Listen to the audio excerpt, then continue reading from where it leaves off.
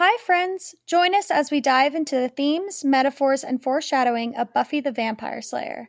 With both a spoiler and spoiler-free analysis, there's something here for everyone. We are your hosts, Leah, Sarah, Tabby, and whether you're a new viewer or a longtime fan, welcome to Becoming Buffy.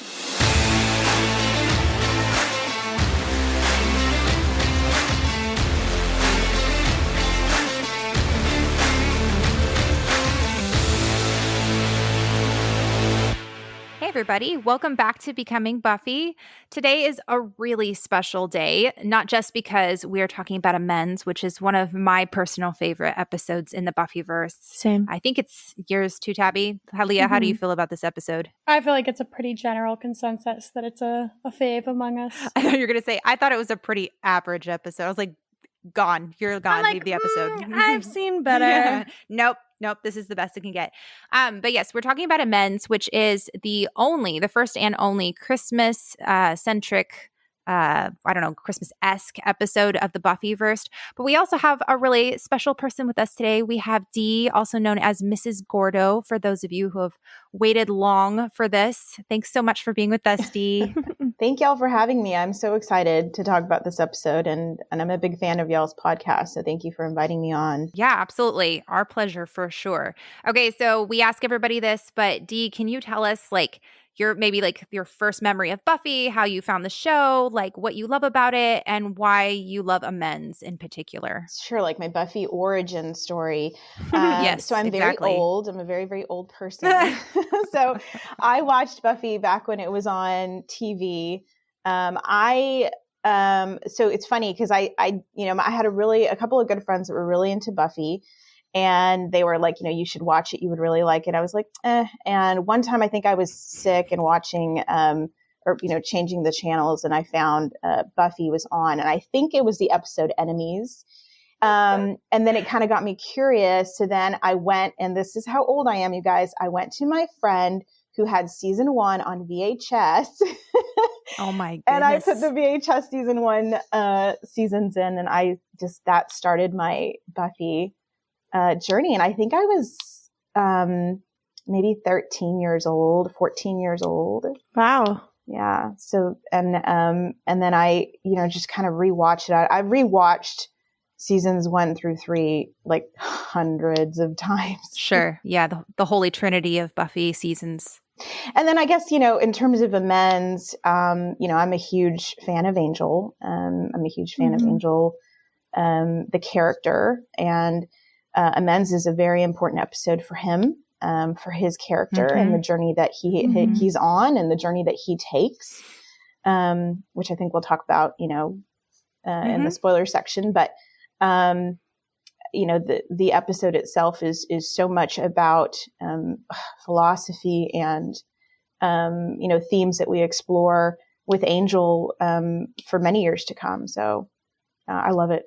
It's a good episode. I always get really bothered, as one does when people, talk about Buffy in a negative way. But I always get bothered when people talk about how much they don't like the episode Amends. And I understand that there's an element of melodrama and cheese and all that stuff that it's going to have elements of the cliche holiday themes. But in, true Buffy form, I think it subverts all of those. And it actually is just so deep and hopeful. And I think that people sometimes get blinded by their dislike of Angel as a character, or Bangel in particular. And I think you can appreciate this episode for even if you don't like all of that. You know what I mean?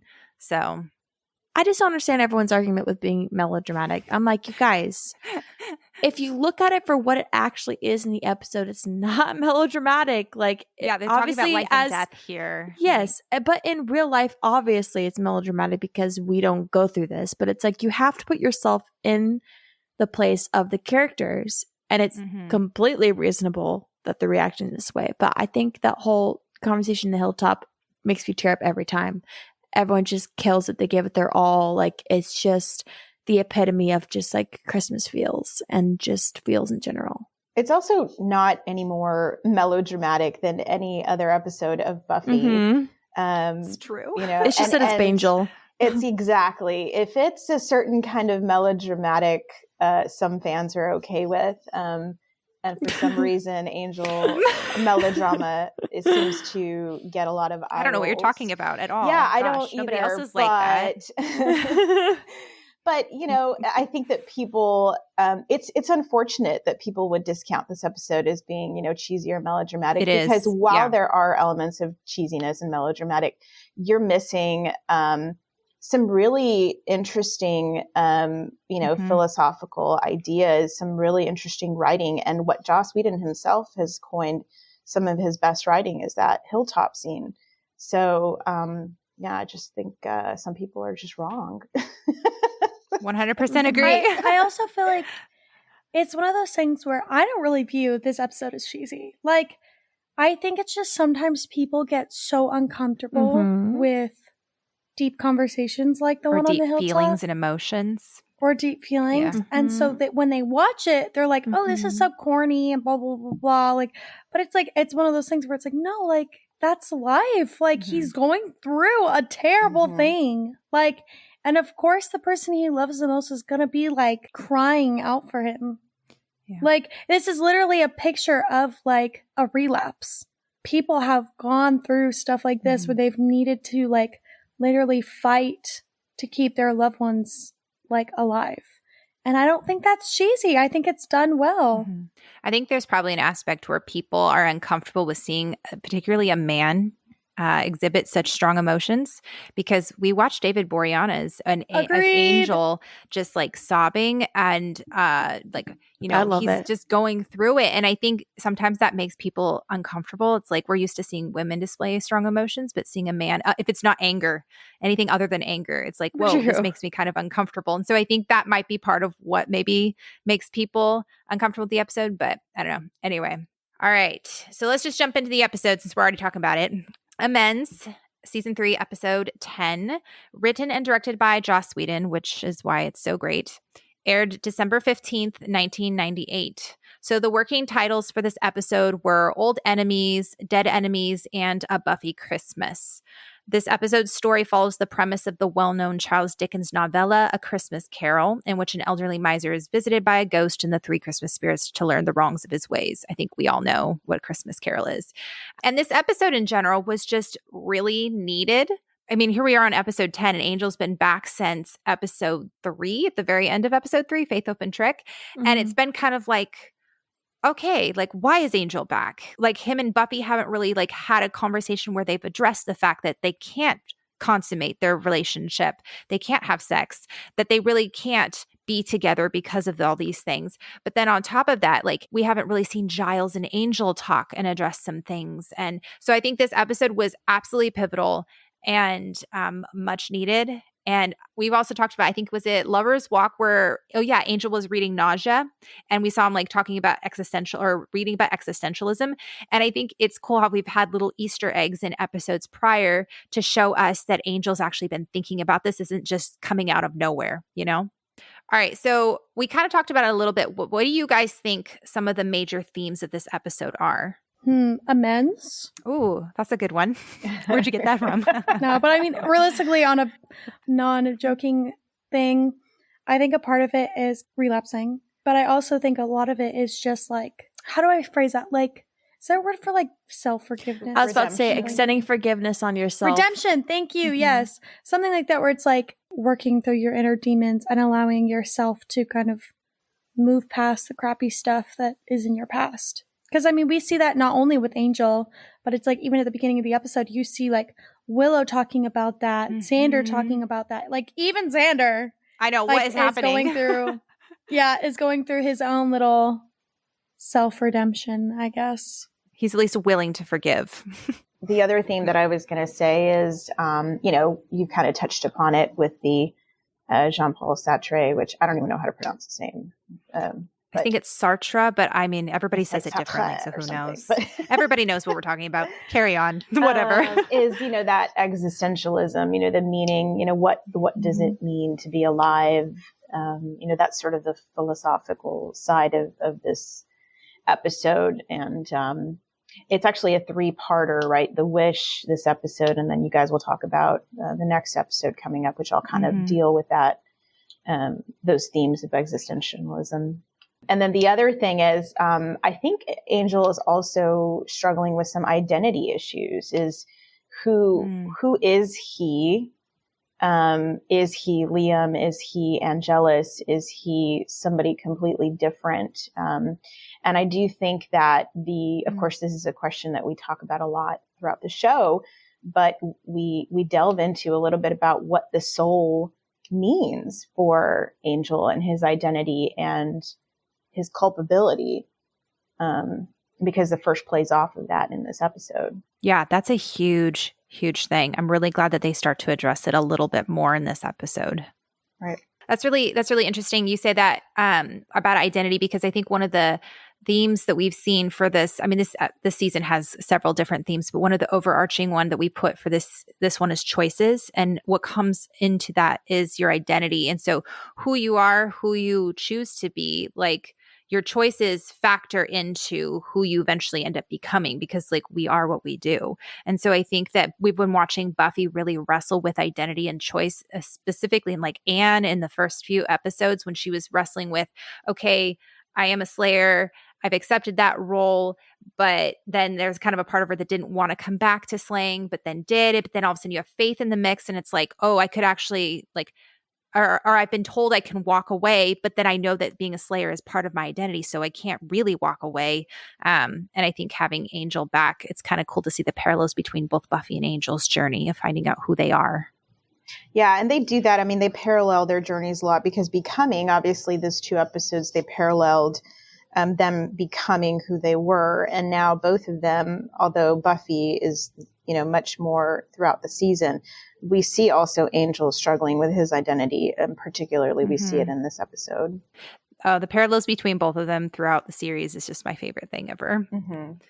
Okay, so couple quotes and then we'll be ready to start. So David Boreanaz says, in the beginning, Angel was an analogy to everyday living. I think when you wake up in the morning and look at yourself in the mirror, you see yourself, but in there are these fears and these demons that somehow are sleeping or hidden in your past. When you walk out that door and face people, you don't really know how people are. They're touch and go, and those demons and fears will come out. So the idea was that I would be fighting those demons, and it would be a fight for humanity. And Angel as a character is very complex because he does have the opportunity to delve into dangerous personalities at times, but he knows how to keep that at bay. He has a soul.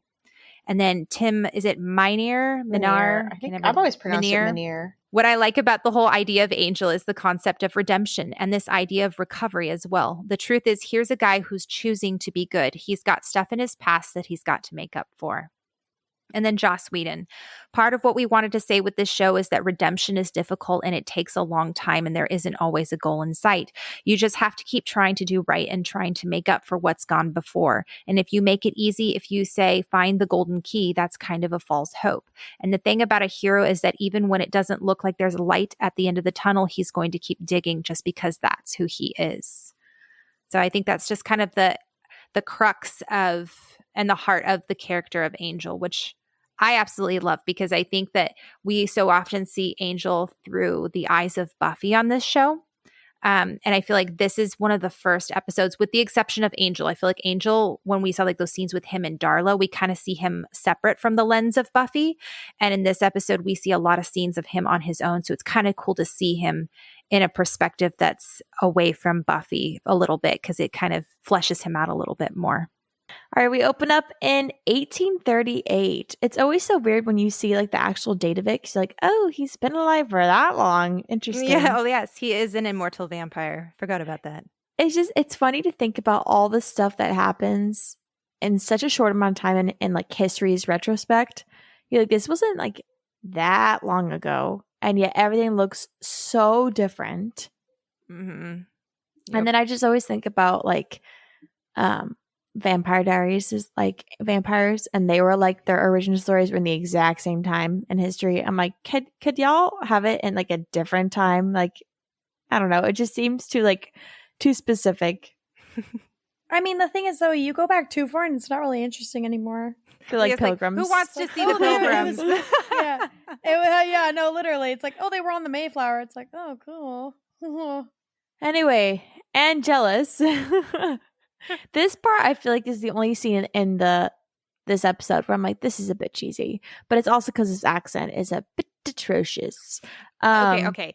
Everybody talks about Buffy's bangs in this episode, and I'm like, but we're forgetting there's the Irish accent and all the horrendous wigs Okay, and facial can I say justice for Buffy's bangs? She looks effing cute in that. Tabs, yes, thank you so much. I have gone to war with people. I love the bangs. They look cute. They're not bad. The bangs that I think no. Hear me out. The bangs I think that should be burned in, hellfire are Courtney Cox's bangs in Scream 3. Those are the ones. They're the same year. It definitely was a trend. Yeah, Alyssa Milano had them in Charmed. Courtney Cox same year. had They're them. all the same year. It was like a trend that came 99 to 2000. Yeah.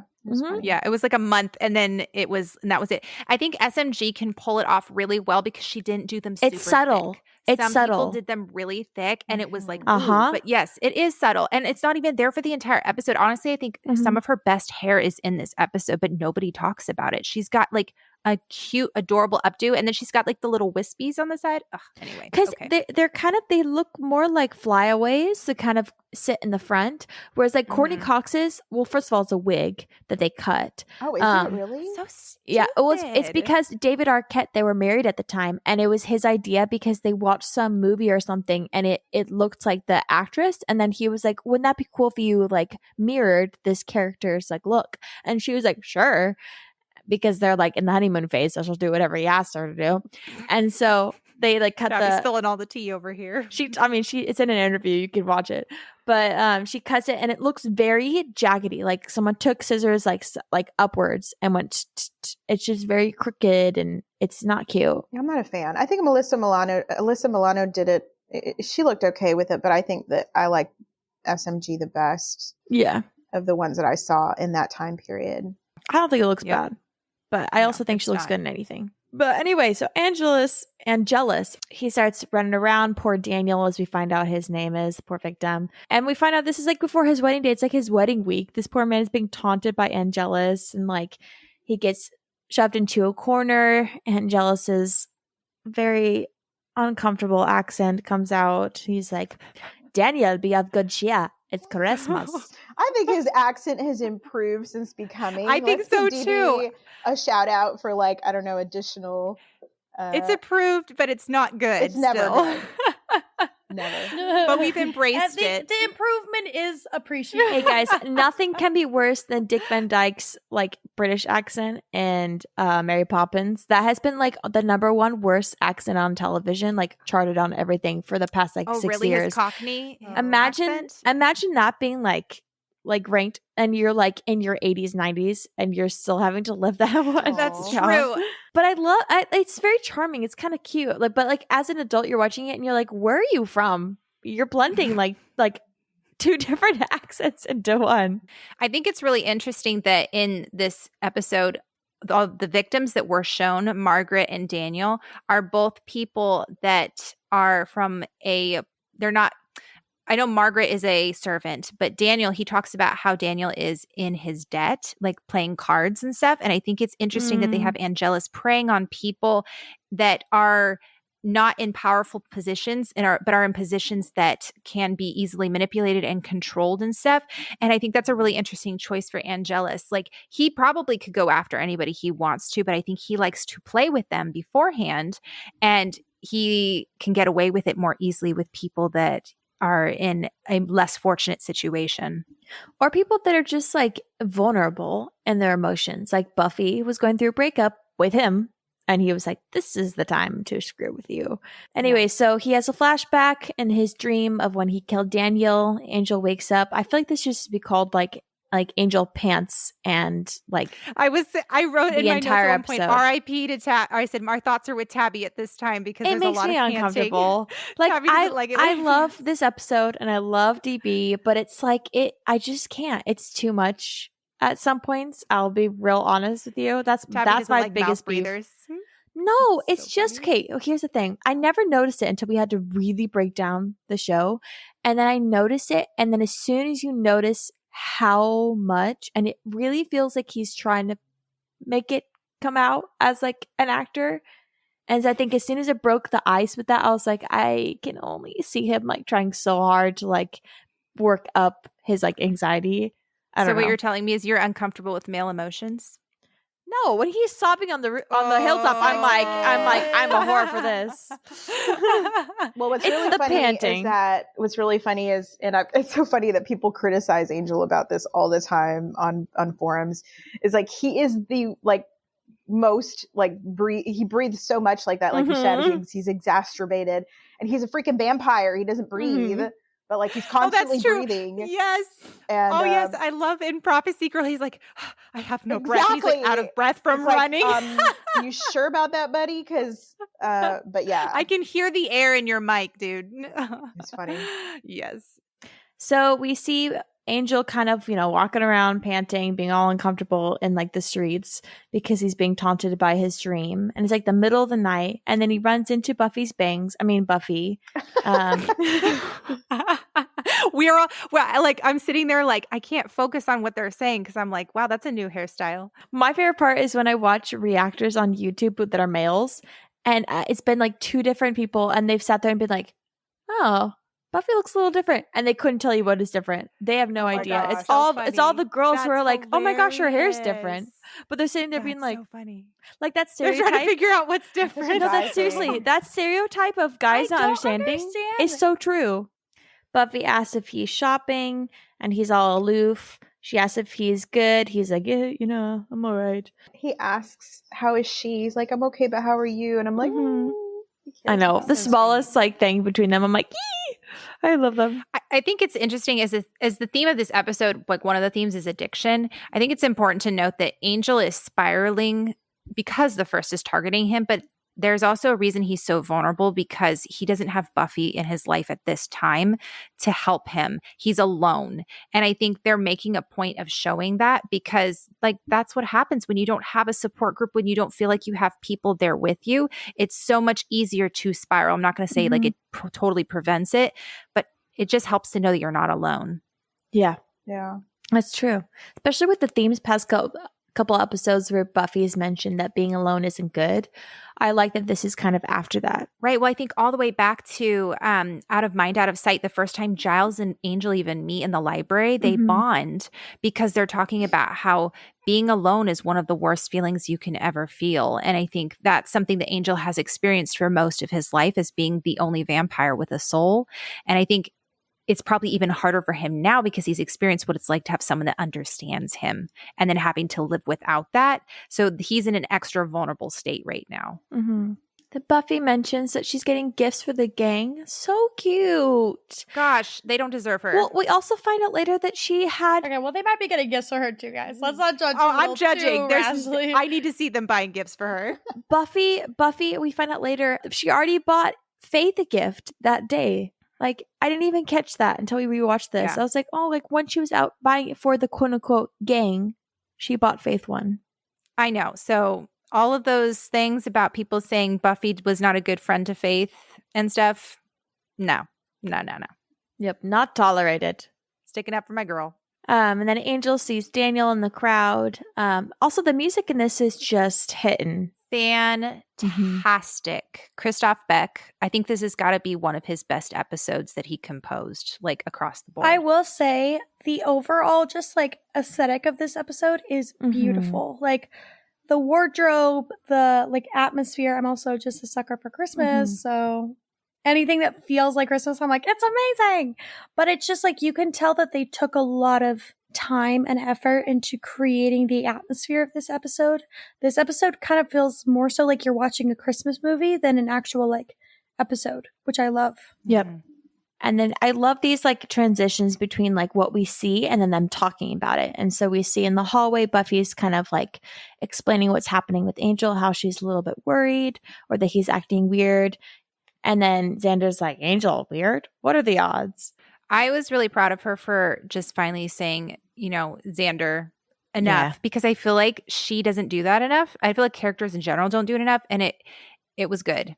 I need more of that. Well, I mean, she tells him enough after, and this is the only time I'm going to gripe on him this episode because everyone knows this is when he's good in this episode. But I'm not going to let him get off the hook for like this line because he goes like, oh, it must be about Angel going off and killing his girlfriend. Yeah, Giles is pretty petty about that sort of stuff. Like, Xander, we know this. What's the point of bringing it up? You know? Yeah. And what's the point of bringing it up to Buffy? Like, she Mhm. already, you know, feels a sense of personal responsibility for what, you know, she thinks that she should have been able to stop him or whatever. Xander should kind of, I feel like he should recognize that and not keep, you know, messing with her on that. He should recognize. You'd think he's already said his piece, you know, multiple episodes. But one of the things that I do love about this episode, I mean, apart from everything I've listed above, is I feel like this season has been very tough for the gang. I feel like they've been very divided. I feel like we've had a lot of like really rough arguments. We've had a lot of deception. We've had, you know, the whole affair with Willow and Xander, all that stuff. And so I think this episode was very much needed in a season that has been very divisive and has been kind of dark. And so I just appreciate that the writers understand that and that there is that little bit of levity in this show. You're like, finally. But I think that's why maybe this episode hits really hard too, is because not only is it Christmas, but there's so many things that you as a viewer just desperately need, and it's been 10 freaking episodes in season 3, and you're like, still reeling from Dead Man's Party. Thank you. Seriously. Or Revelations was just like, oh god. Yeah. This scene with Cordy makes me a little bit upset. Yes, they should be allotting Cordy some slack, as Willow says after, just because of all the stuff that she's been through. But it's like, when you're dating somebody, I don't care if you guys break up. Like, there are certain things that they tell you in confidence as human beings that you should never expose. And I feel like she really crossed the line with this one.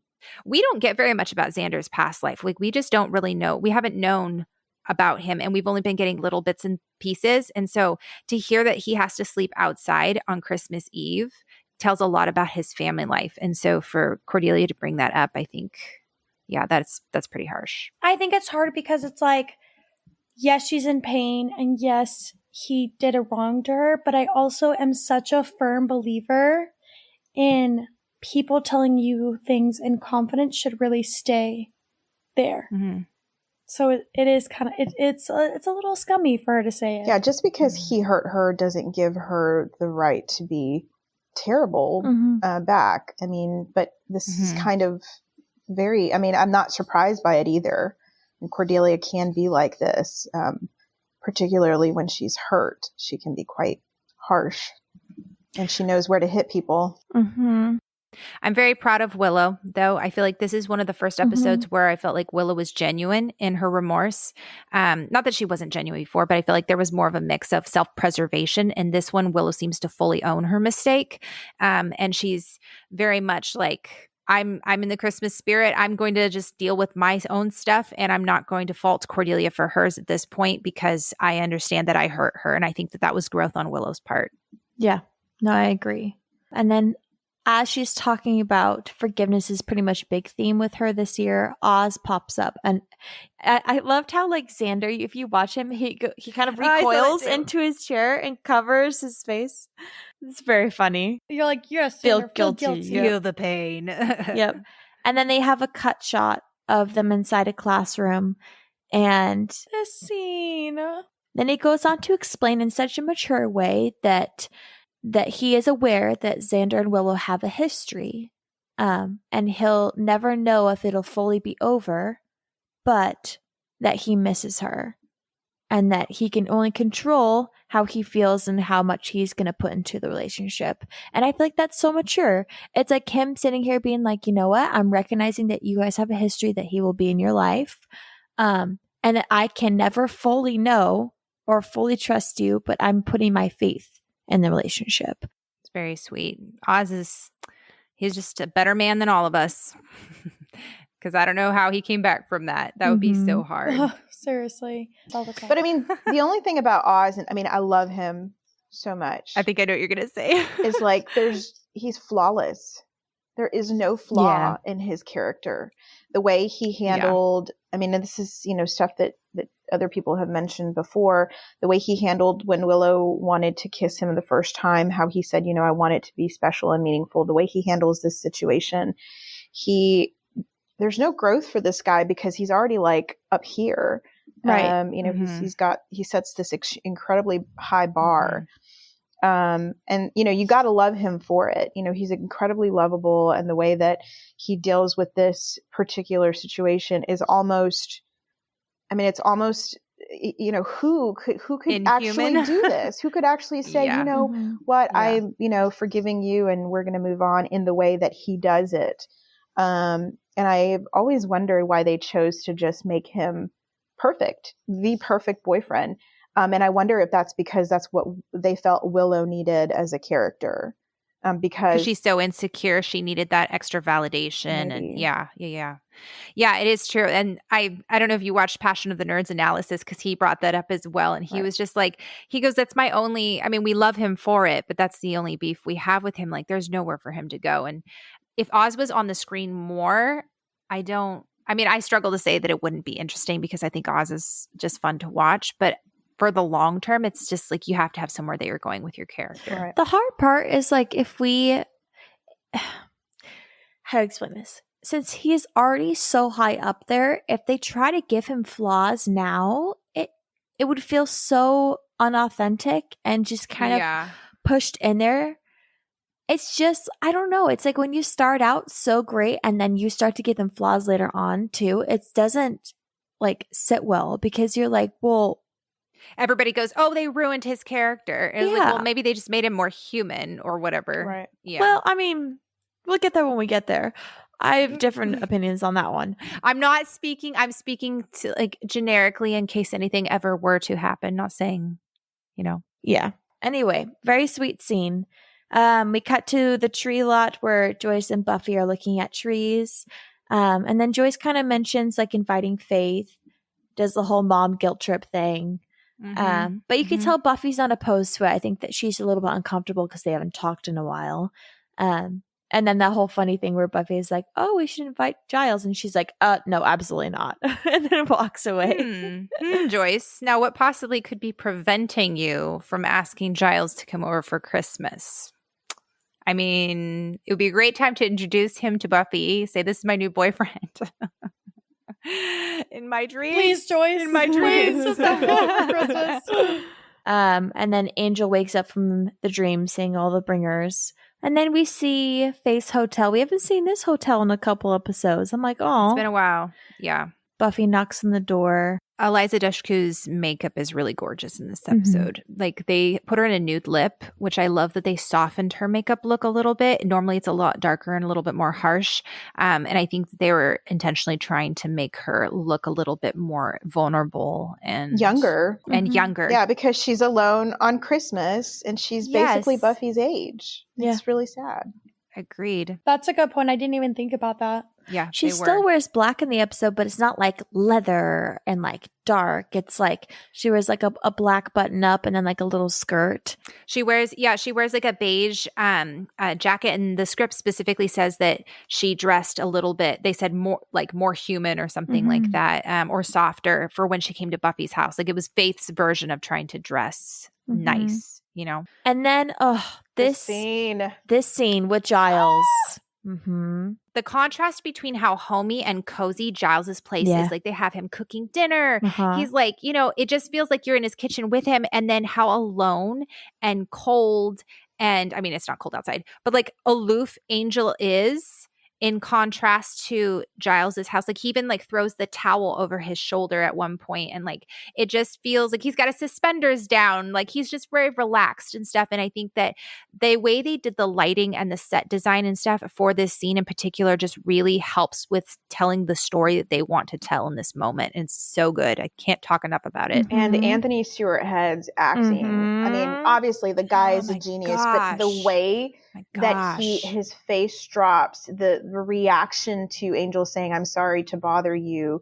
It could not be any more perfect. The way that this is their first interaction, right? Since he tortured him. So since he found his girlfriend's body in that same house that they're in right now. Well, he tortured him after that. Yeah, I guess they've seen each other. But I guess I was just thinking, I love the symmetry of the fact that they're in the actual house where Angel set up, or Angela set up all that stuff. Like, it's there, it's present. And then for Jenny to just appear, what a visual reminder of what we're already thinking. So good. Yep. So But good. I will say, I love the way that they chose to have Giles handle this, because it is perfect and its imperfections in the way that he's human and you can tell he's angry and he's mad. It's kind of like almost a perfect contrast of the reason why we're frustrated with Oz. It's like Oz has zero flaws. He shows no anger or frustration with Willow. He says it, but it's kind of like he's already moved past it. Like he's already moved on. And I love Oz, so I'm not like hating on him. But I'm saying that like the way that they choose to have Anthony Stewart act it, or he chose to act it, chose whatever. You guys know what I'm trying to say. Yep. Is so beautiful because he communicates that he's still very angry and very much distrusting of Angel. Rightfully so, though, And you know? It still shows that Giles is still a good man. Like, Angel is the person who has hurt him the most on the planet right now. Like, Angel, different people, but still, like, Angel bears that hurt. And yet he still chooses to help him. Yeah, he lets him in. But he's still flawed. He's still flawed in that helping because he kind of makes fun of him and he's kind of still angry and he's not like, yeah, come in, you know. He isn't fully compassionate about the situation he's in. He's like, hey, exactly. Like, but look what he's happened still last time. offering help. Yeah. And I think that is a really, really awesome way to have his character handle things. One of the great things about this show, obviously I'm a Buffy stan for a lot of reasons, is that everything has consequences. Everything that happens in this show will always have a consequence. You will never have something ignored. And I think that's probably why the Oz stuff bothers me a little bit, because it's one of those things that I don't necessarily know that the show really explores those consequences. But this is an example of that. Giles is going to do his job. He's going to do his duty and help Angel. But the things that Angel did, the interactions between themselves, these two characters and the events that took place last season are still being felt this season. The consequences of those actions are still being felt. And that's why the writing in this show is so great. Everything has consequences and the characters continue to have that conflict.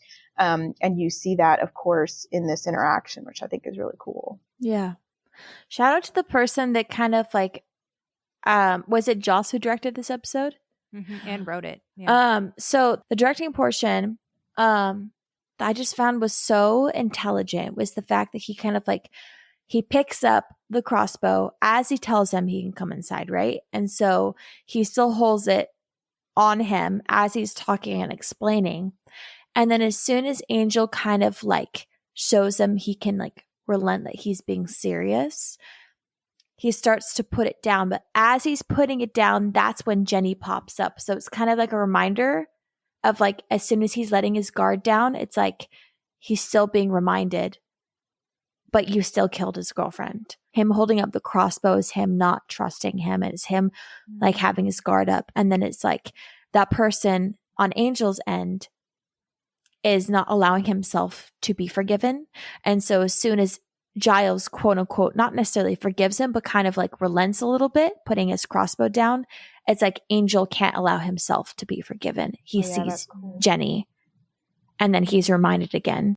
The other thing that I wanted to mention in this scene is just kind of thinking about, how desperate Angel must be in this particular point in the first torturing him, because he goes to Giles' house full well and knowing what he did to Giles. And that Angel blames himself and feels guilty over it. So for him to show up on Giles' doorstep and ask him for help just kind of speaks to how desperate he is to try and figure out what's going on with him.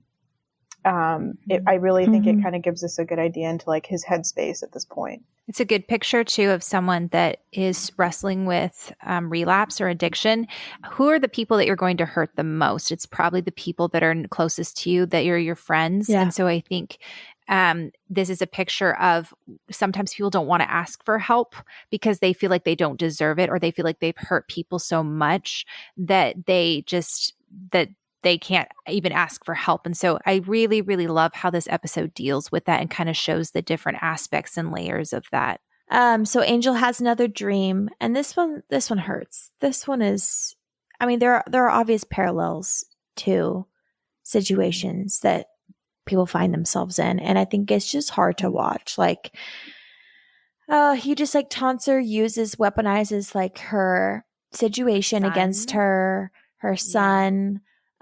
She's begging him to let her go, and you see her just like he weaponizes a lot of that against her, and you see her in her face being like having to build up that wall of just like being like, okay, it's gonna happen, and I just have to like let it happen. And it's like people who have been in situations paralleling to this, I just like my heart goes out to you, because it's hard to watch even in a mystical sense.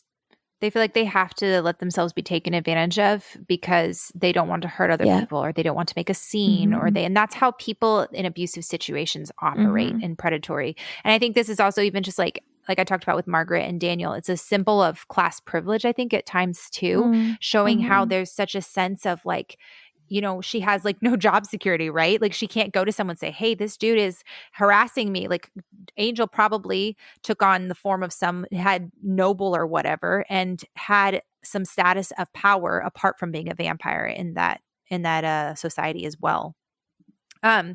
In Angels in this dream, the background music is Pachelbel's Canon in D, which is a Baroque era piece from the 1700s. But if the time period can be assumed the same as in The Man That He Killed for Daniel, which was 1838, then Pachelbel's canon would not have been circulating during that time, as apparently the music was lost until the 20th century, which I thought was a little funny. It doesn't really matter, but as a music geek, I have to kind of... I thought this was Victorian. The way they were dressed. It looks like we're progressing further in time. Did they say when exactly it was? It doesn't have a year, but I guess I thought the house looked it says 1883. It's 1883, so it's the same year as he killed Daniel. Well, that was 1838, right? Yeah, that was 1838.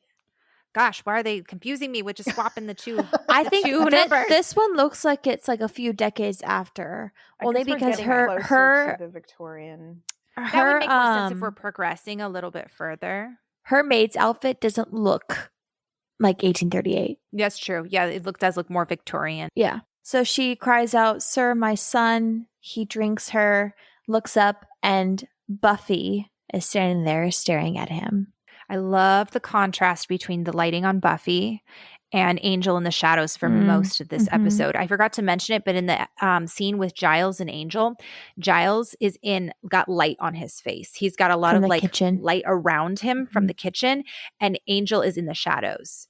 And then in this one, Angel again is in the shadows, and then Buffy, like there's this scene, and then the scene in the library when Buffy's having the dream about Angel, she's got a glow on her. And so they intentionally contrast them lighting wise. And I think it's to kind of show Buffy's like symbol of hope is the one who's going to help. They both wake up, and then we realize, like, I don't think I really realized the first couple times that she was actually in his dream. I don't know how I missed that one. What? I know now, and I know, like, you know, the last couple times, but I think like when you watch it, I don't know, maybe some things get lost on you and you forget that you know that, but you do know it.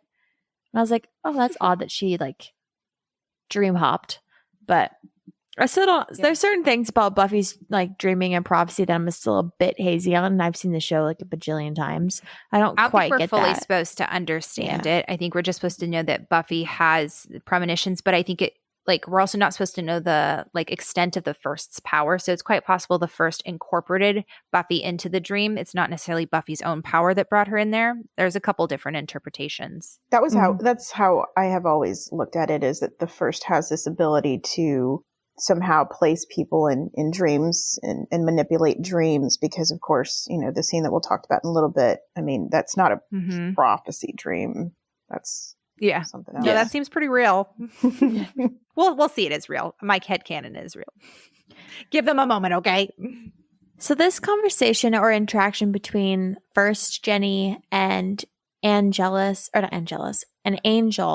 I love it because it kind of shows the inner dialogue between somebody going through this, because it's like everything that she says is how they speak to themselves or how they view in themselves.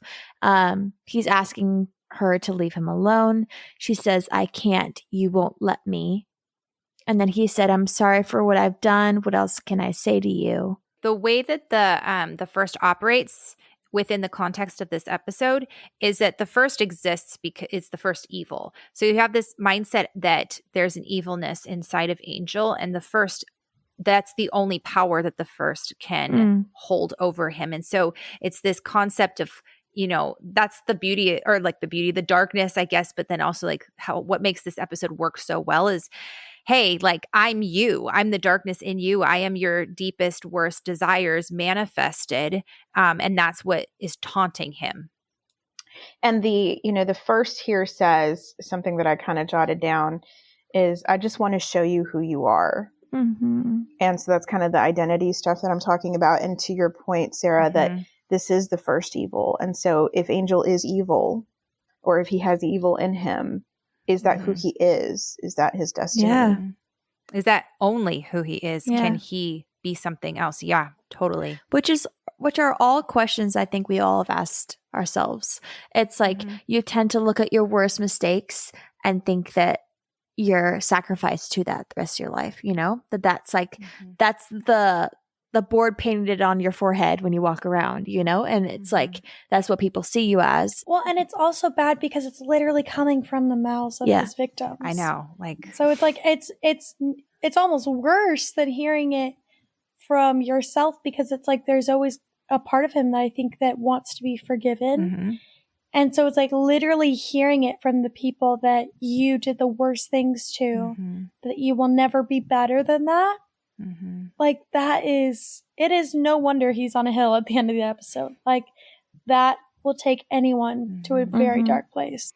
So this next scene with Giles and Buffy, she says there's something wrong with him. And I love the desperation on her face. I think that speaks a lot to how much that she really, truly cares about him. And then she just tells him, like, I'm not seeing Angel anymore. This is me genuinely wanting to make sure that he's okay. And I think Giles agreeing to help her is also, like we talked about before, speaks a lot to his character. And then Xander obviously agreeing to help too, I think is absolutely fantastic. It's something that we needed to see. Gold stars for Xander all around. Woo, yay. Finally can give him stars. One thing that I read, and I've read so many things along the years, I don't know where I read this, but is that this is an Angel point of view episode, or that you could look at it as an Angel point of view episode. Sure. And that this is maybe the way Angel views what he would like to see. And so is that why we're seeing Xander? Everybody's being all kind. Xander come in and help him. And maybe, because of this Christmas spirit or whatever, decide that he wants to help. Because obviously what Angel really wants is to be forgiven. He wants to be redeemed. He wants, the Scoobies to help him or to be part of the gang, I guess. Right. I always thought it was strange that Xander just had this change of heart suddenly and decided. You don't think he would come in and be like, yeah, I'll help you after, all this stuff? I don't know that I do think he would or he wouldn't, but I find it a little odd, especially he was just bashing him a couple of scenes before, and now here he is saying, okay, I've got the Hanukkah spirit. So it's an interesting kind of theory that, this is maybe. It wouldn't quite make sense if he's bashing him or like talking about his pettiness or whatever at the beginning of the episode and then going to this. Like, I feel like that might be slightly inconsistent. But or is it that he does? If it's an Angel point of view episode, Angel acknowledging that Xander does not like him, but is agreeing to help anyway, because he needs the help. And again, I don't know. I think Xander probably would help push come to shove. He's a good person. But it was an interesting kind of theory that I saw. I always kind of viewed it as like he didn't want to be at home. And so it was like the best case scenario out of like the two crappy ones in his perspective. And then as he was thinking about it, being like, you know what? He was like, what's the point of me sitting here and like holding a grudge? So I feel like there's a lot more of like an inner dialogue that we didn't get to see. I think my thing is that I think that right now we are seeing Xander at a very humbled place. Yeah. I think it's like, that's true. One, he's dealing with a lot with his family, and holidays and family bring up a lot. And I think you can kind of see a different side of yourself. But I also think it's like he also has been very much humbled by Cordelia in this episode. And it's like that brings up a lot. And then it's like, I think also seeing the fact that Buffy is going through a lot with Angel. Like, and I'm the first person to call Xander out, but I do really think that this could just be a scenario of like, Xander's at a very raw place right now. And I think he wants to feel good. And I think helping someone makes you feel good. Yeah. I will say too, like, for credit to him, like, they have this whole, like, it's not even really like a montage or whatever, but like you just see time passing a ton in the library, and we rarely see that. We rarely see how much research. And I like the fact that they showed how much went into the research of helping Angel, because everybody had a hand in it. Everyone really tried to help Angel, and it took a long time. Yeah, and I think that's really important because that's something we kind of talked about in Revelations and even Dead Man's Party. We were frustrated by the fact that like there are moments in season 2 where like Willow hangs out with Angel. Like, I mean, I know Xander's never really liked him, but Giles had somewhat of a friendship with him and stuff. And then it was like nobody seemed to be understanding like the gap that Angel made once he died and once he was killed by Buffy. Nobody really seemed to mourn his loss. I mean, I know he was evil, but there also seemed to be very little sympathy for Buffy and how like the gap that she was trying to recover from with Angel not being there. And so it was frustrating because it was like, but he's been a part of your lives. Like even in Surprise, like he helps you research about the judge and stuff. So Angel was there. He was a part of your lives to a certain extent. And so I think seeing moments like this where they're all actively trying to help Angel is in a way, I think in Joss's sometimes not well done way is his way of trying to show that everybody is okay now, that they are actually like, they do recognize how important Angel is in Buffy's life and they want to help and stuff. So I kind of have to take those little crumbs and be like, okay, this is Joss's way of doing reconciliation. We aren't going to get it verbally, but we have to see what everybody's doing. Yeah. And then we have this sweet conversation where Buffy's like really just like listening to Willow and like understanding, giving her some really good advice. Like Willow mentions that it's kind of awkward with Oz, that like that she doesn't really know what to do. Like it's not very organic at this point. There is a phrase in the script that is not in the scene.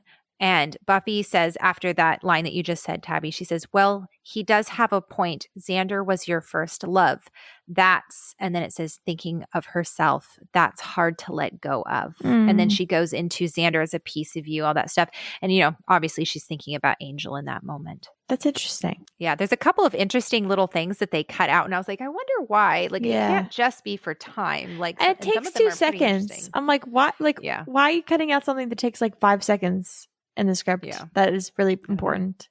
But she just says, Xander has a part of you that Oz can never touch. And she says, I guess now it's just about showing Oz he comes first.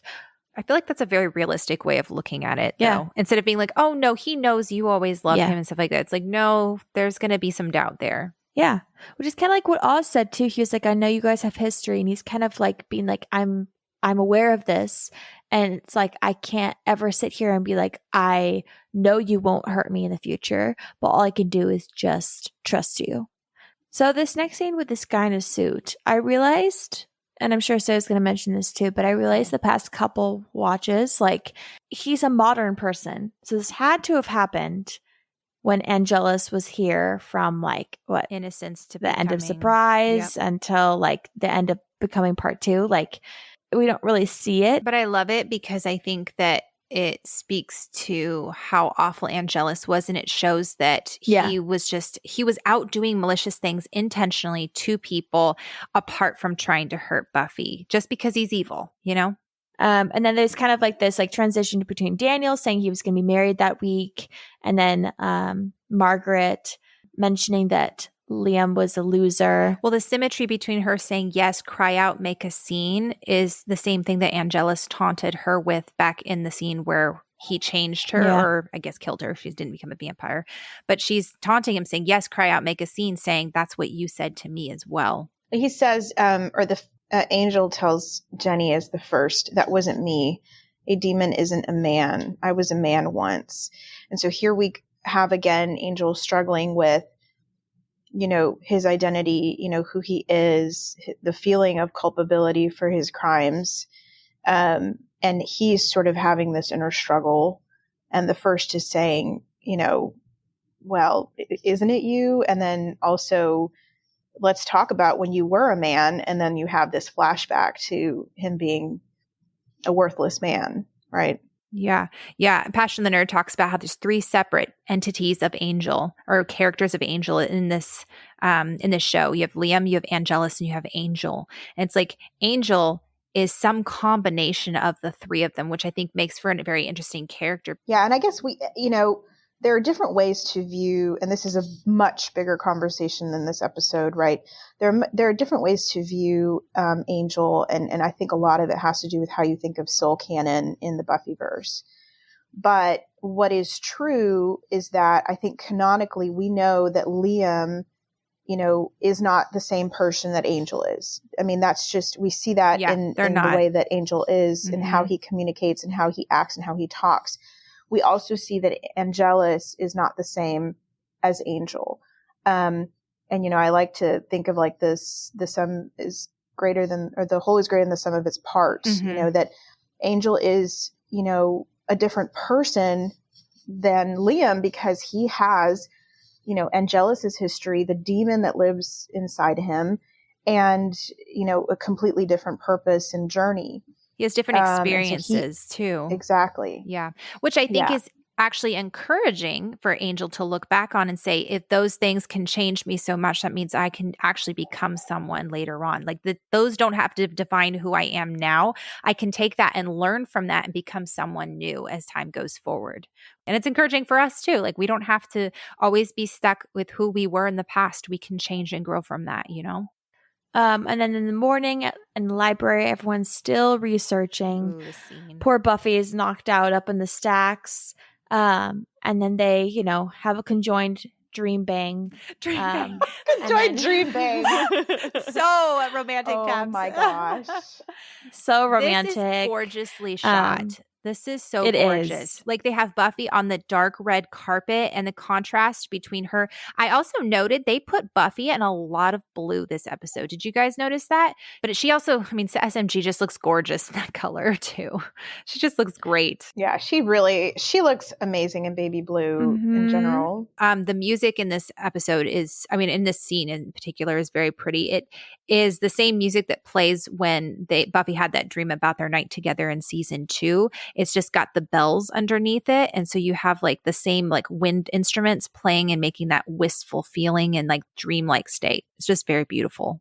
He ends it with him biting her, which is just kind of like mirroring how he's thinking. He's like I want to, take over her. I want to find peace. I want to find comfort in her. And I don't care that it might hurt her. I don't care that it might make me the demon that I'm not wanting to be. At this point, it's like him just like getting to a point where he's about to like explode. He's like, I'm not sure what to do. And so he's falling back on what he does know, which is, again, like all of this is very metaphoric. It's like when you're having such a hard time and you're so tired of trying to be a person that your default isn't, it's like going against the grain. And so when you're exhausted, the first thing you want to do is just fall back on what is comfortable for you.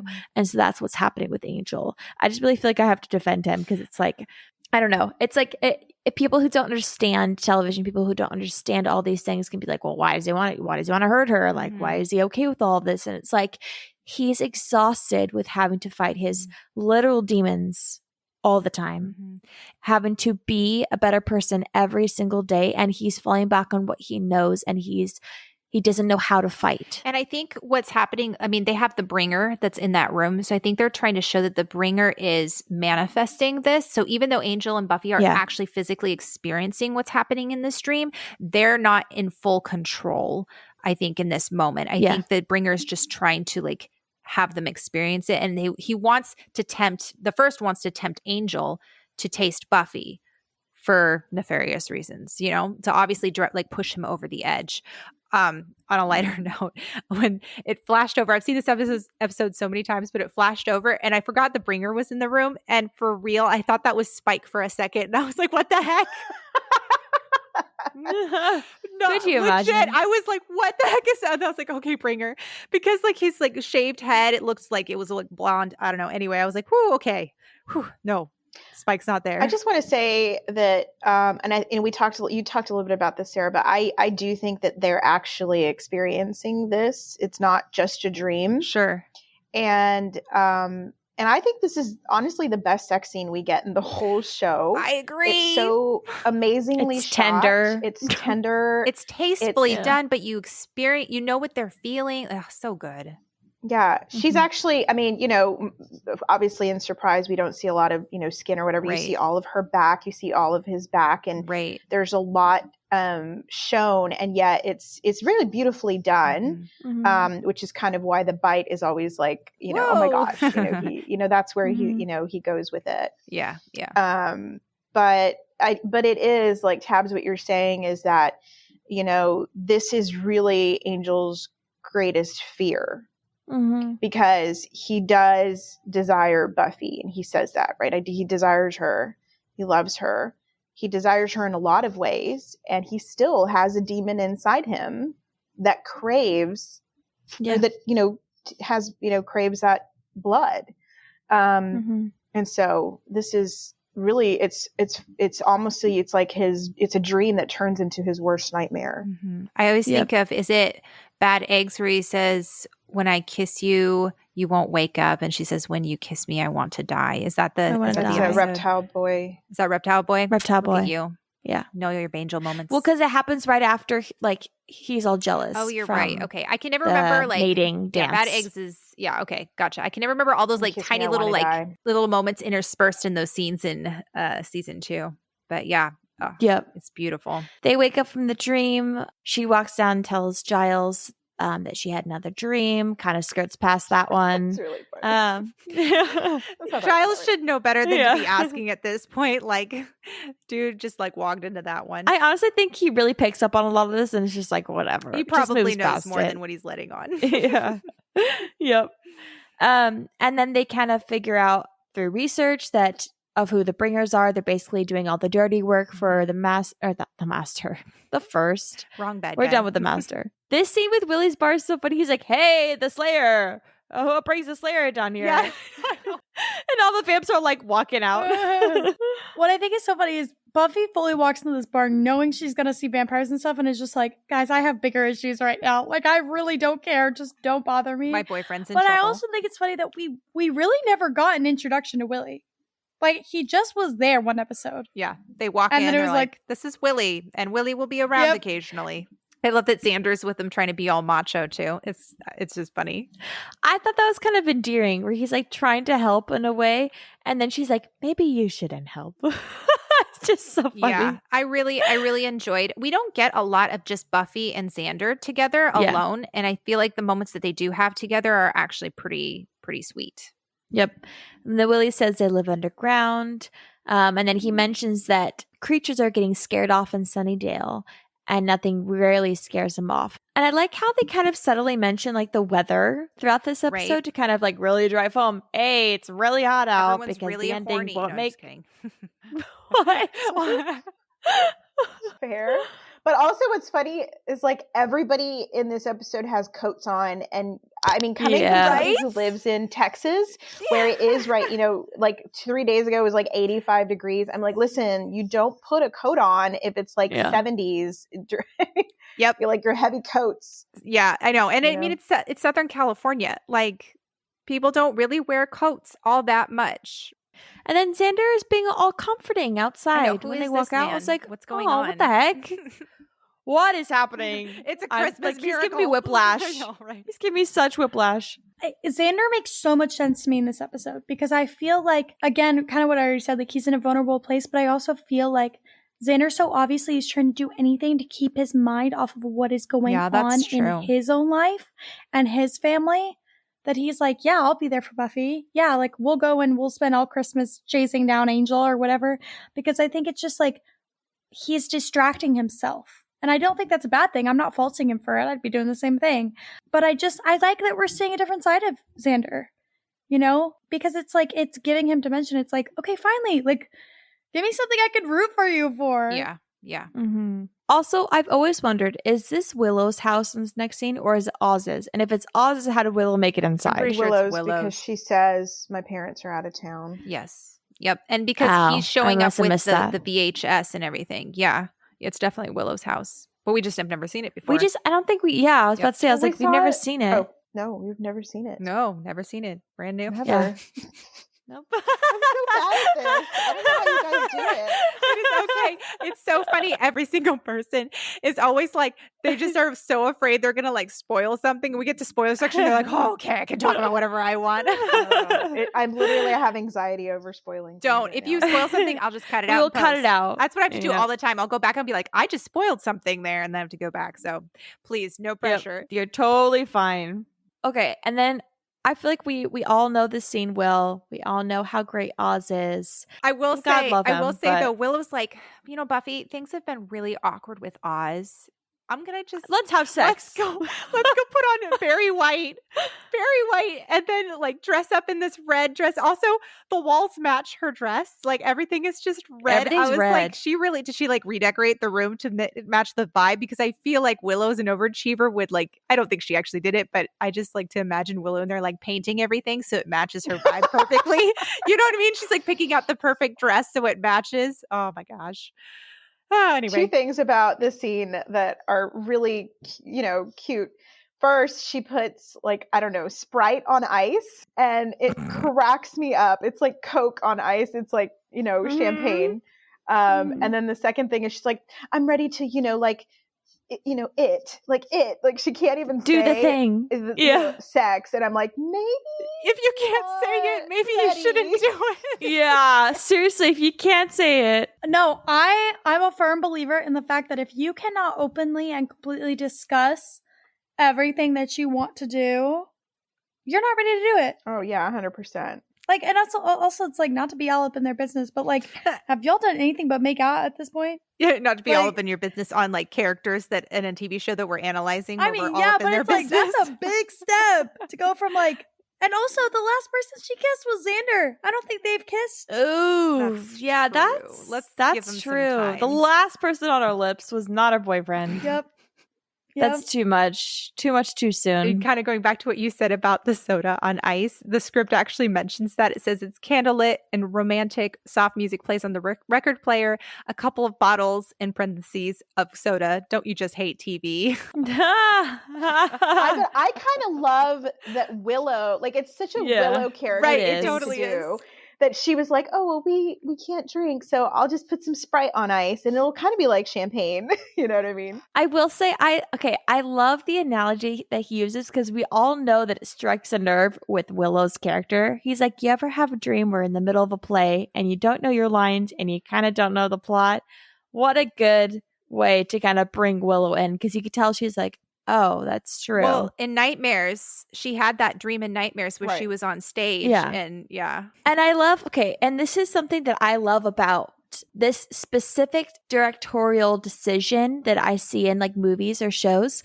And here's why. I'll explain to you.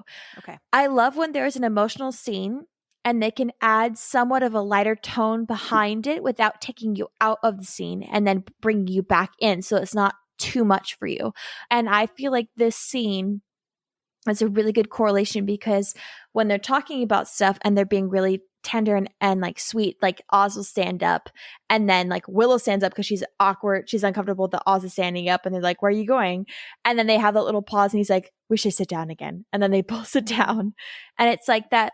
And I love when television can do that well because it really feels real because most of the time, even when I've had like breakdowns with people, I'll crack jokes while I'm like sobbing because I'm like, this is uncomfortable, And I feel like that's real, It balances that scene out. And Joss is pretty good about that. Yeah. Joss has a really good blend of the dramatic, the intense, but then he'll always kind of undercut it as well. And I think he does a very good job with that.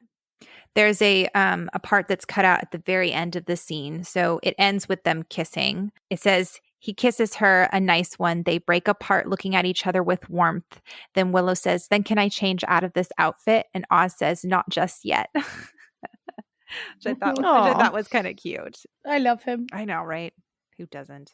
And then we have like right afterwards the whole Angel on top again. As she's like zoning out on and you can hear the music in, and you know exactly what she's thinking about. Yeah. Oh, what a good little like self-aware joke right in there. So good. And then like Joyce is putting on a fire, and it's like, maybe I should put on the AC. If this isn't California, I don't know what is. We want to like create the mood, but it's like 85 degrees Our outside. family used to do that. Yeah. No, being serious, our family used to do that. We would always set up like a fire, and then we'd all get so hot we'd end up opening up a window or like turning on the AC or whatever, but we would want the fire because it's Christmas time. Yeah, we all want the feeling of every year I have an ugly sweater party, and I like pray like it's going to be cold that day and there are years when it's not, and I will put down the air conditioning to like 60 degrees. I'm like, damn it, people will freeze. Yeah, exactly. Yep. And then Faith knocks at the door. Gosh. And she brought the presents. Sweet. And the look of vulnerability on Faith's face, I think, is just it makes this scene so heartwarming. I absolutely love Eliza Dushku. And she's like, well, they're crappy. she feels like she keeps having to say that. Like she says it twice. Like, oh, they're pretty crappy. Like she's like, I didn't bring anything that great. And I think like Faith's mentioned multiple times like the difference in wealth between her and Buffy. Like Faith's like, I live in a crappy hotel. Like, what are you doing on the nice or the not so great part of town? And then being like, well, my presents aren't that great and stuff. Yeah, I just love that Joyce is like, oh, your gifts are so thoughtful. Like she immediately just makes her feel good. It makes her feel welcome and comfortable, and it's precious. And Buffy's like, oh, let me go grab your gift. She goes up to her room and she's like, Mom, don't shake it because you're going to know what it is. And then Angel's like, scene, though, I will say, Angel is like so dramatic in this one. I get people's criticism, but it's pretty dramatic. Talk about the panting that you hate, Tabs. Oh, I know. I will say this one's not as bad as the other scenes, only because like it's mirrored with like in this scene, I'm focused on Sarah Michelle Gellar because her face is like she's really killing it, and you're supposed to be looking at Buffy from Angel's lens, so I'm not really paying attention. It's more of like his last straw with like, the first Jenny before he goes up to the hilltop where I'm like, please shut up. I can't. I'll say the scene where when you see Jenny behind Buffy and she's out of focus and then she comes into, great what shot. A beautiful shot. What an amazing way to do this scine. He's like hyper focused on her neck, and then he's like not quite focused on her. Joss Whedon does a really good. I obviously love the scenes that are the episodes that he directs and writes and stuff, but he has a way of filming things from a certain viewpoint and a certain angle. And he's talked before about how that's the beauty of him being able to write the scene as well, because when he writes it, he knows exactly how he's going to shoot it, and it allows it to just like the two to marry together in a way that it's a little bit harder for other directors, Yeah. I love how the shots are like, again, from Angel's perspective. So he's like looking at the bed, he's looking at her neck, he's looking behind at Jenny, he's looking back at her neck, like, and things kind of like fizzle out between like in view and out of view and like focused, non-focused, and it kind of gives you the illusion of just him losing it. Like he doesn't really know what to look at, he doesn't know what is real, what isn't. He's losing his grasp on like reality. Yep. Mm-hmm. What do you guys think is the significance, maybe there isn't, of the sex dream being in Buffy's room and not Angel's place? Because I would have imagined it would have been in like the room that they had sex in Innocence or in Surprise, just to kind of create that continuity and stuff. But the fact that it's in Buffy's room, I thought was a really interesting decision. Yeah, I think that if the first is playing on his, fear, it's this fear that he is going to come into her life, into her room, invading, her and innocence and kill. Yeah, it's kind of like this. You guys did a really good job of talking about innocence during the Innocence episode, but it is this disruption of her life because he wants her and desires her and will kill her. I think it. that's probably why I would think that the first would choose her room instead of his, because if it's his house, she came to him, right? And I think maybe there's an extra sense of intimacy. The fact that it's in a room where we're all familiar with it, that Buffy's familiar with it, it seems so much more intimate than if it was in the mansion in his bed that we haven't really seen very much and stuff too. I absolutely love that choice, but I was sitting there, I was like, this is just very interesting. Like, it's not what I would have thought they were going to do. And then the melodramatic, leave me alone. Or he flies out of that window. Like, wow, awesome job. Buffy's over there like, what is just happening? Like the whole, you have to stay away from me. You came to see me to tell me I can't see you. Yeah. At the library, Buffy kind of goes in desperation to Giles. She tells him that Angel's slipping. And you see Giles being like, you know what? All right. Like if he really needs help, like he's able to be there and to give that support. And then he says, you realize if he truly becomes a danger, you might have to kill him again. Can you do that?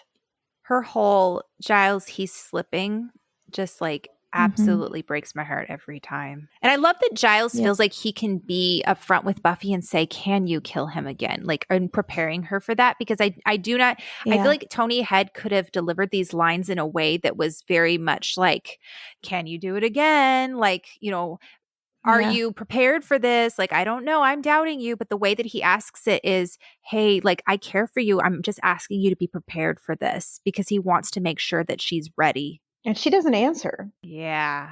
I think it's one of those things where Buffy would have and could have.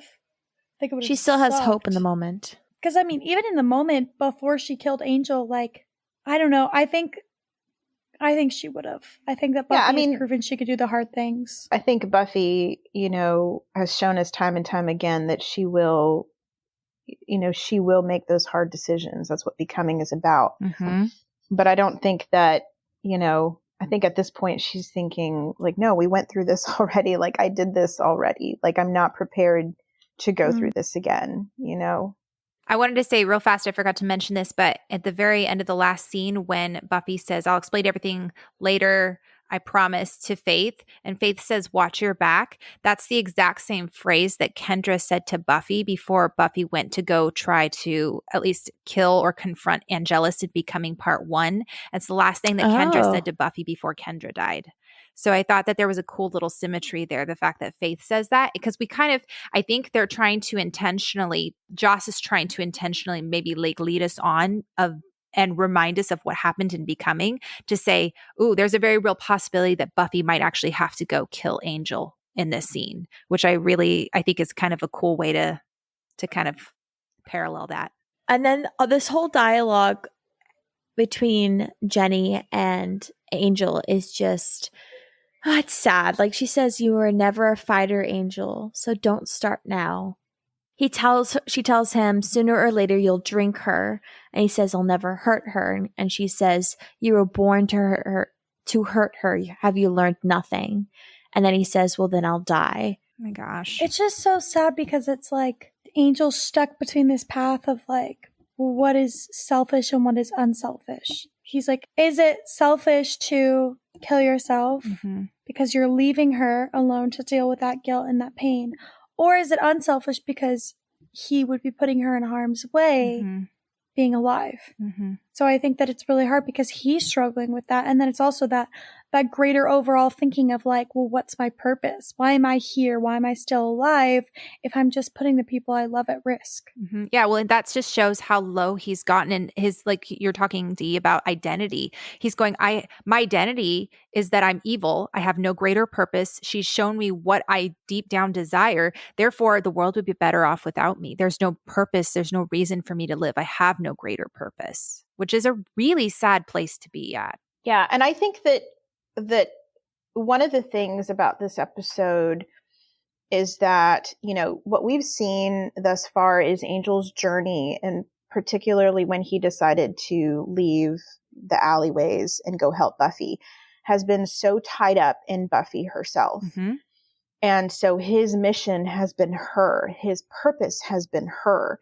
And what he saw, or what he's kind of coming to terms with in this episode is that In fact, he caused her great pain. Mm-hmm. And he himself, whether it's the demon, he's taking responsibility at this point, right? He's feeling guilty for what the demon did.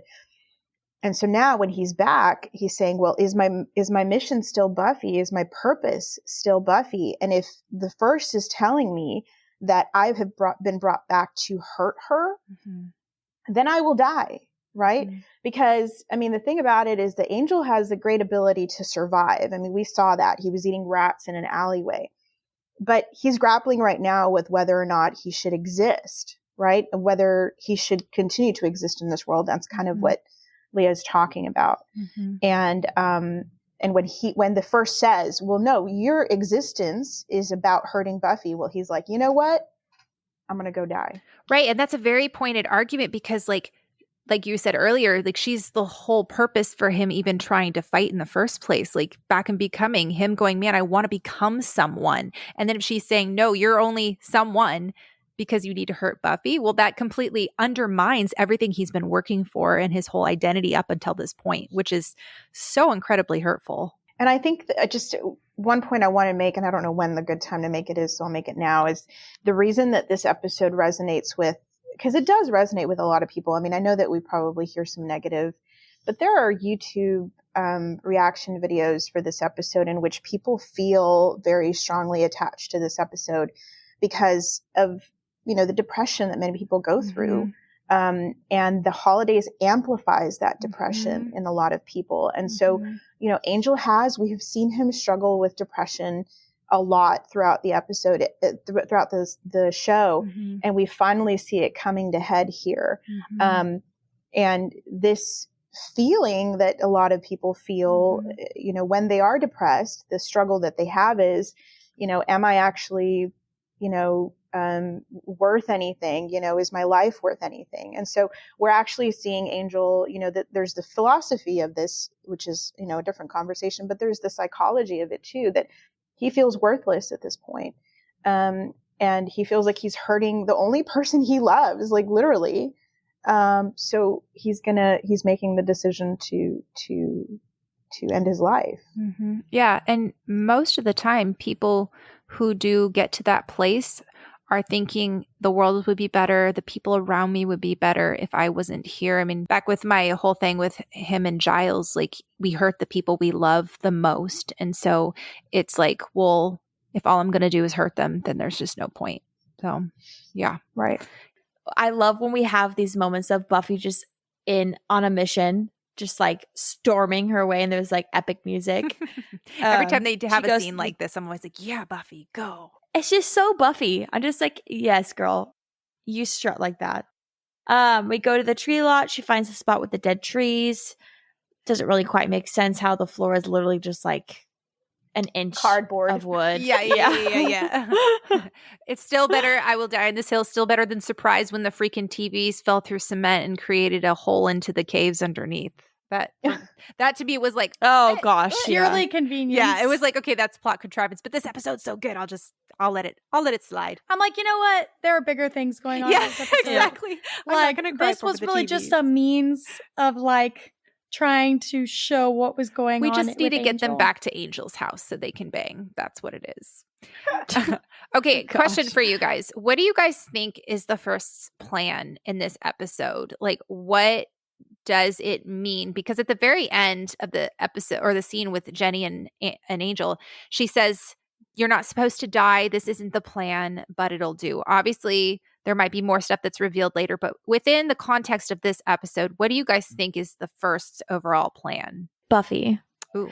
I think they took Angelus out of hell because they were impressed with how much he brought Buffy down, or seemingly. And so I think the fact that like they brought him back was like, oh, he has a hold on Buffy. And so if they can control Angel, they can basically control the Slayer. That's like her quote unquote weakness in their eyes, is like her love for her friends and her family and her loved ones and everyone like that. And so like if we can control Angel, then we can control Buffy. But if he dies, that still affects Buffy. And they can always find someone else. It still affects him because it's like that's the love of her life that's like killing himself. Not necessarily in the way that they were hoping, but it's like if he kills himself, no harm, no foul, you know? I don't believe the first when the first says that they brought Angel back. I don't, but I think that the first is, taking credit for him coming back, and that kind of is messing with his headspace. I do think that if we just, are looking at this episode, for what the first, motivation is, the motivation, I would agree with Tabs, is that, regardless of whether the first brought him back or not, the first saying he brought him back and taking Angel out of the equation, will have an impact on Buffy and her ability to fight. I mean, she is stronger with him, with his information, with his help, with his guidance and support, and etc. And taking him out of the equation, he himself is somebody who fights evil, is obviously a step in the right direction for evil. But otherwise, it's kind of hard, based on this episode alone, to really understand the first motivation. I also just think that he's an easy target right now. Mm-hmm. I think he's weak, he's vulnerable, and he's cut off from everyone. And so I just think that the first just kind of saw an opportunity. And I mean, they've already said other reasons, but I just think that it was like, if he's an easy target, he's an easy target. Yeah, I think it makes no sense for the first to bring Angel back and then be like, all right, well, now I'm going to kill you. Ha ha ha. Like that just doesn't make sense. And I think Giles even talks about in the episode at one point too, he's like, the first is powerful to bring him back. But then I think somewhere in there, either the first or Giles later says, oh, like, I don't know that they actually would be able to do that. I don't remember. But there's this quote from All Things Philosophical. Says it's possible that the first evil did bring Angel back if the first evil wants not only for Angel to revert, but to destroy / torture / punish Buffy. This is the perfect way to do it. Angel appeared right at the moment when Buffy was ready to forgive herself for killing him and was ready to move on. She was on the path to making peace with herself and saying goodbye to Angel once and for all, symbolized by her laying down her ring. That she was moving on. If the first evil wants Buffy to suffer, then in its eyes, this moving on was a bad thing. Thus, the return of Angel to up her angst level, culminating in the final destruction of Buffy by the most horrible means possible. So I think you guys are right. I do think it is the first overall plan is to cripple Buffy. I guess I also don't understand why the first would bring back somebody who's fighting evil. Right. Why, okay, let's bring back, like, literally at this point the only other soul being who is superhuman who is fighting evil. It just doesn't make any logical sense to me. Right. He feels like such a wild card. Like he's not somebody that you can completely trust to always fight against evil or for evil. Like, it's better to just take him out. I mean, if you're banking on him going evil again, he could also not, and then he's, waging war against you. So yeah. So Buffy finds the Bringers doing their oogly booglies and then ruins their table of enchantments and gaming cards and Ouija boards and all that stuff. There's probably smoking down there too, because we know how, Buffy's anti-smoking. It's just like billboards. They have one sponsor. Like, don't do this. That and Sprite. You just have Jenny standing in front of it being like pointing to it. We are evil. We smoke. She's like, all right, 10 more minutes of chanting and you guys have to go to bed. Oh my gosh. The quips are so good. I think, this is the last we see Jenny as the first. So I don't want to pass up the opportunity to say that Ravia Lamorte. Lamorte. It actually means the death. Isn't that cool? She does a phenomenal job. Mm-hmm. Yeah. As the first in this episode. She just it's almost like seeing Willow as Vampire Willow. Yeah. Mm-hmm. Then seeing them just so utterly evil, there's something about it that is just like jarring. But there's just such a creepy aspect to it. And it's just so like every time she's on the screen, I'm like, can't keep my eyes They off really her. got their mileage out of Ravia Lamorte because she plays possession in the Dark Age, which I cannot get over how well she embodies the actual That's my spirit. favorite. Yeah. Because she's a dancer, she knows how to move her body. She's so in tune with it that she's able to even kind of completely change how you view her based upon her body movements, and it helps sell the idea that this is a completely different person or being. So you have like the Dark Age, then you have obviously Jenny in general, and then you have when Drew takes over and pretends to be Jenny in Becoming Part 2, and then you have the first now. I feel like they really kind of got their mileage out of her, really. And then she has that whole like monologue where she's like, I'm a thing you can't even can see, the first evil Beyonce. And she's like, all right, I get it. You're evil. Do we have to chat about it all day? I definitely have felt like that when I'm watching like Marvel or something. I'm like, okay, I love Marvel. I'm a Marvel whore. But like sometimes they have like their like monologues where I'm like, this is going a little long. I get it. But it speaks to Buffy's just fearsome nature, the fact that she is literally looking at pure evil and it doesn't faze her at all, you know? Buffy runs over to the mansion or whatever it's called. I always put down like Angel's house. I don't really know what to call it. Yeah. She runs over there. He is not there. She runs out and sees him on the hilltop. Angel, please, the sun is coming up. Just go. I won't. What, you think this is simple? You think there's an easy answer? You can never understand what I've done. Now go. You are not staying here. I won't let you.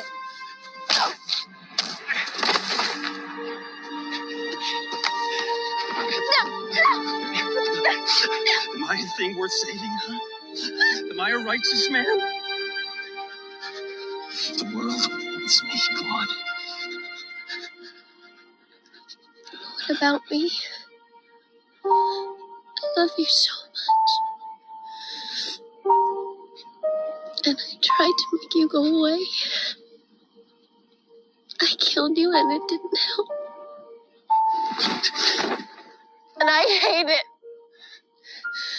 I hate that it's so hard. And that you can hurt me so much. I know everything that you did because you did it to me.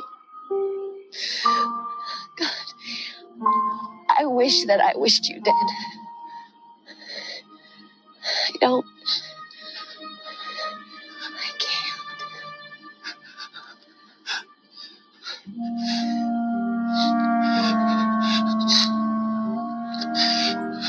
Buffy, please. Just this once. Let me be strong. Strong is fighting.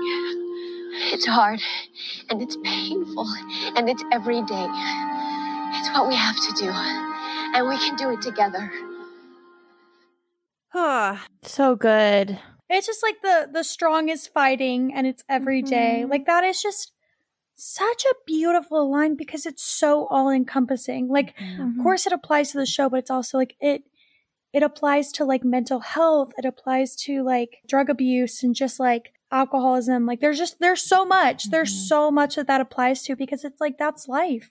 You get up every day and you fight and you work and it's just hard sometimes. And it's so beautiful. That's why I have such an issue when people call this episode corny. I'm like, no, you just are not prepared for the heaviness of it. And that's okay, but it's not corny. Like it is beautiful. Well, the most beautiful part of this scene for me, the most beautiful part is just the fact that she says, I know everything you've done because you've done it to me. And yet she's extending grace. She's the one sitting there and being like, it's okay. You're not this person.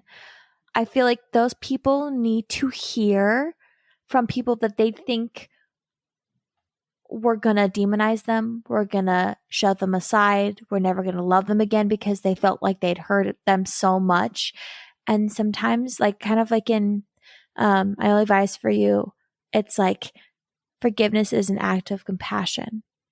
You know, it's not because you need to, it's not because, what is it? Not because, forgiveness is an act of compassion. We give it to someone not because they deserve it, but because they need it. Yep.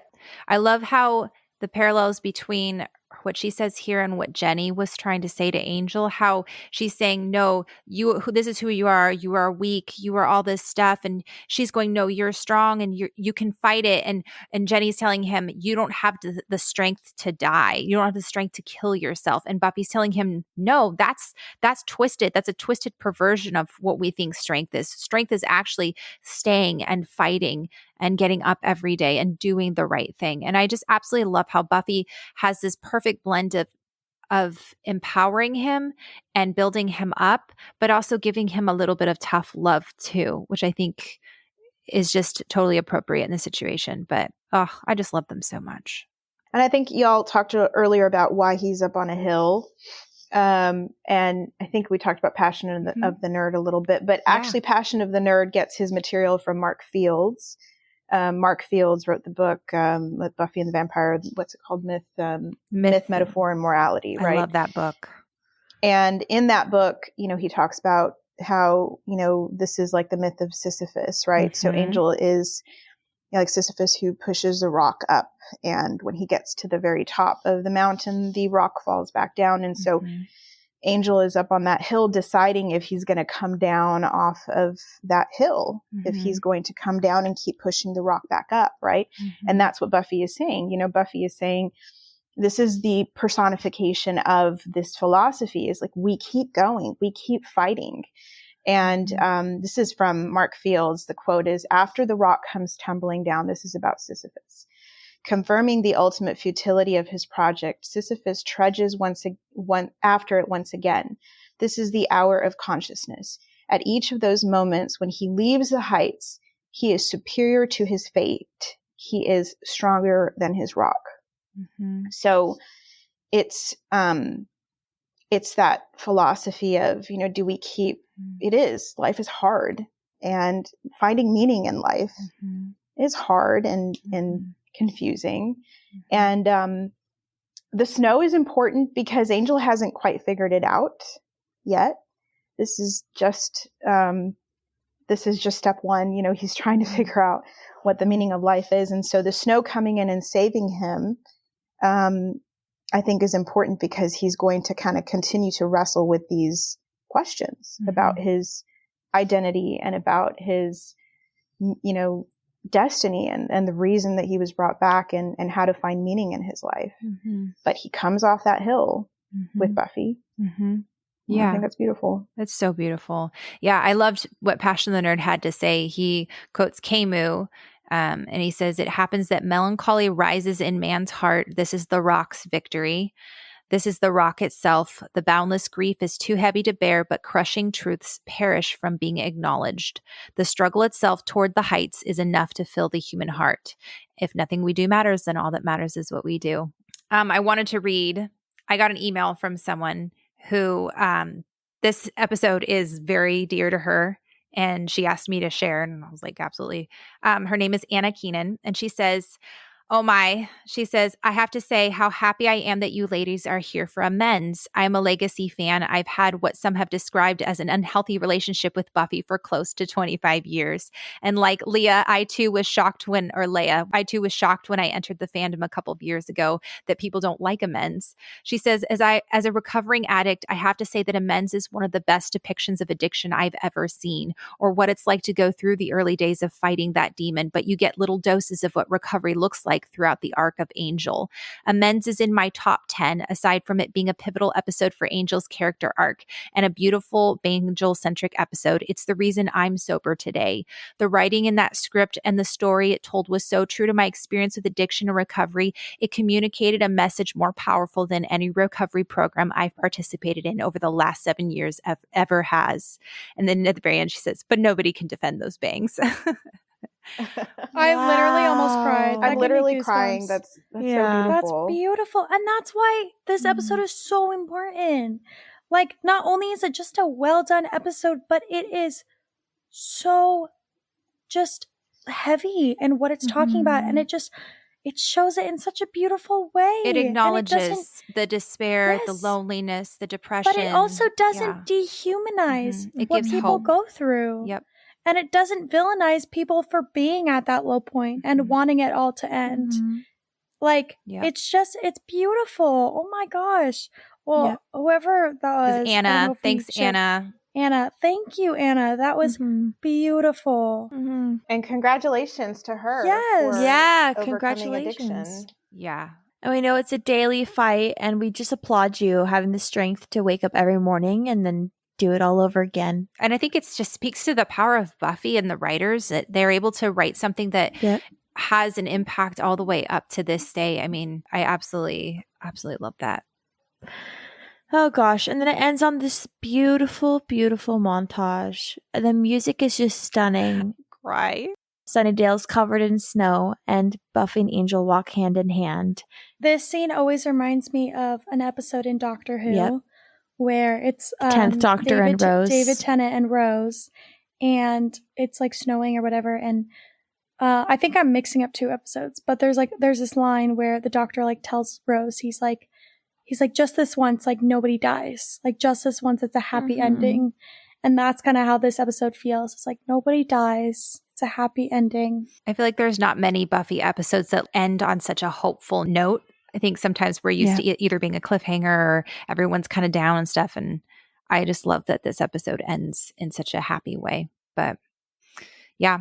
And if you guys stick around long enough at the end of the episode, you can see the little mutant enemy monster in the end credits wearing his Santa hat.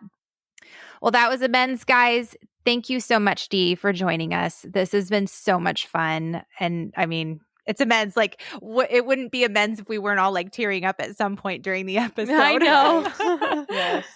But thank you so much for being here. We look forward to next week for the spoiler section. Dee will be coming back and joining us as well. And that's going to be a good one to talk about. I always look forward to the spoilers. So you guys can find us on Instagram, on TikTok, on Tumblr at Becoming Buffy Podcast. You can email us at becomingbuffypodcast@gmail.com. As always, guys, we will talk to you next week.